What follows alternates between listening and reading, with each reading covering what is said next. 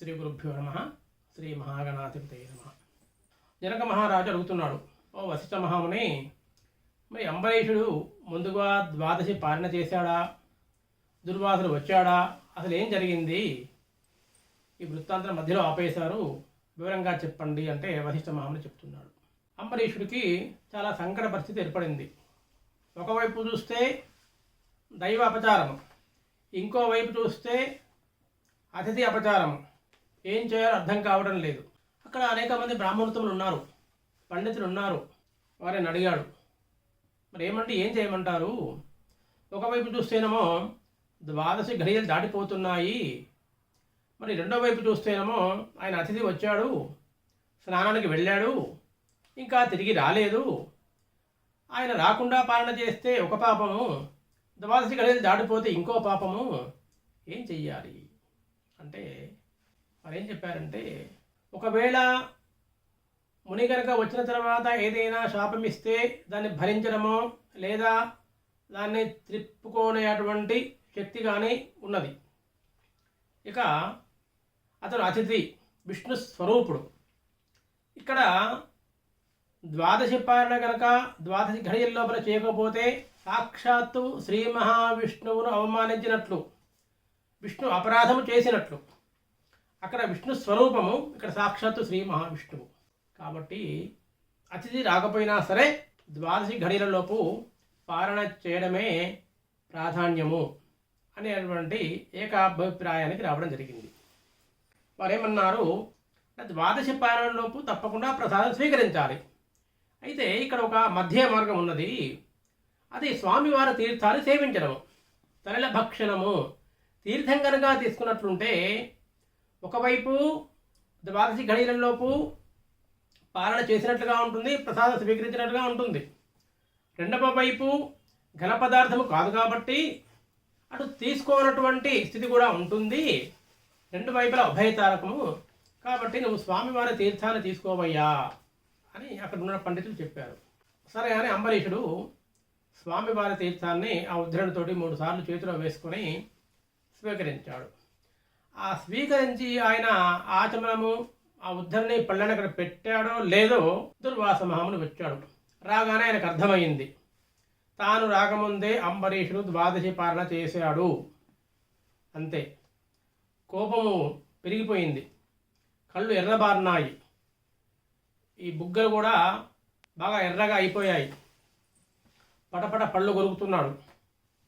ఏమన్నాడు అంబరీషుని, ఏమయ్యా మహారాజువు, భక్తులు అంటావు, ఇదేనా నీ పద్ధతి? అతిథిని భోజనానికి రమ్మని రాకముందే నీవు పాలన చేస్తావా? ఈ విధంగా అవమానిస్తావా? నేనెవరనుకున్నావు? సాక్షాత్తు విష్ణు స్వరూపుణ్ణి, అతిథిని అని అక్కడ ఉన్నవారితోటి గుడువ రమ్మని మునుముట్ట గుడిచినాడు. నాకు భోజనానికి పిలిచాడు, కానీ నాకంటే ముందుగా భోజనం చేశాడు. ధర్మ భంగంబు సేయ దుష్కర్ముడయ్యే. ధర్మాన్ని భంగం చేశాడు కాబట్టి సత్కర్ముడు కాదు, దుష్కర్ముడు, చెడు కర్మలు చేసేవాడైపోయాడు. అయినా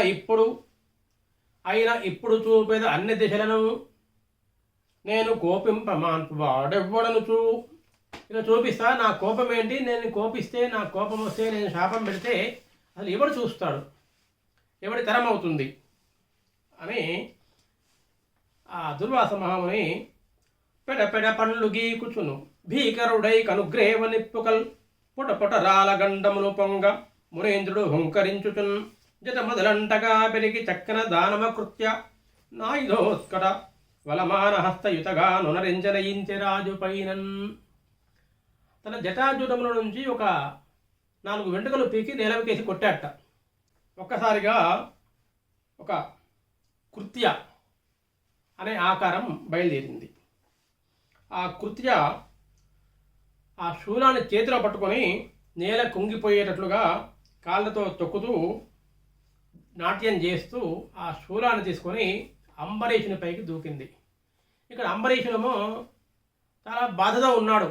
అయ్యో, మహాత్ముని పిలిచాను, సమయానికి రాలేదు, పాలన చేశాను, పెద్ద తప్పు కూడా చేయలేదు, ఇక్కడ ద్వాదశి ఘడియలు దాటిపోతున్నాయి, ఇది ఆపద్ధర్మము కదా, ఇలా చేస్తే ఎట్లా అని ఆ అంబరీష్ ఆ దుర్వాసుని వేడుకుంటున్నాడు.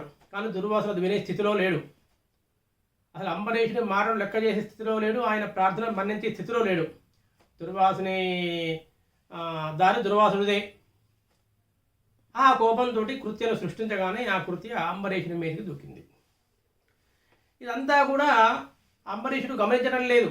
ఈ కృత్యను సృష్టించడము, అది ఒక శూలాన్ని పట్టుకొని నృత్యం చేస్తూ అంబరీషుడి మీదకి రావడం అనేది అంబరీషుడు గ్రహించే పరిస్థితిలో లేడు.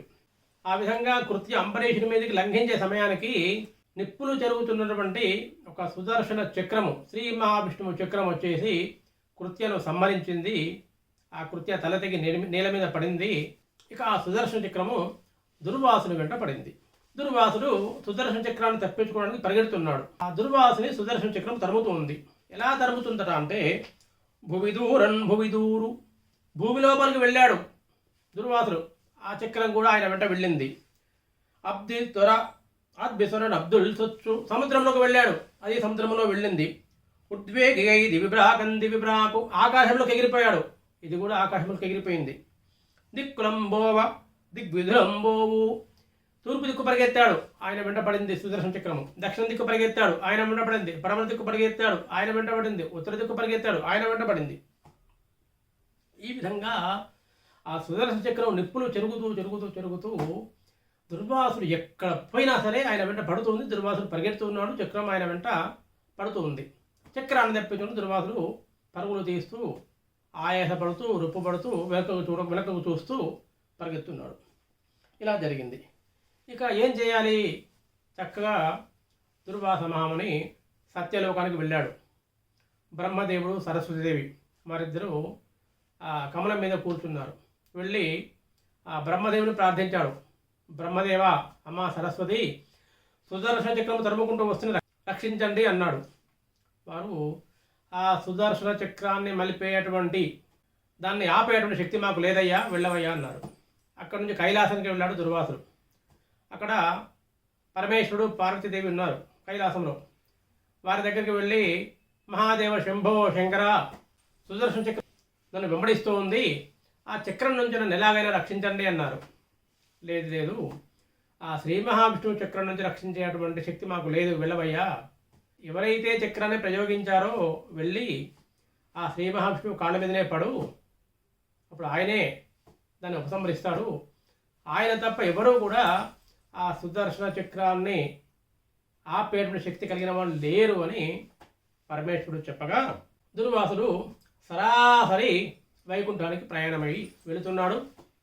ఆయన వెంబడిస్తూ సుదర్శన చక్రం వెళుతూ ఉంది. ఈ సందర్భంలో ఈ అధ్యాయం ముగిసిపోయింది. మిగతా వృత్తాంతము మనం తర్వాత అధ్యాయంలో తెలుసుకుందాం. మీకు కనుక ఈ వీడియో నచ్చినట్లుంటే అందరికీ షేర్ చేయండి, లైక్ చేయండి, కింద కామెంట్ పెట్టండి, ఛానల్ని సబ్స్క్రైబ్ చేసుకోండి. ధన్యవాదాలు.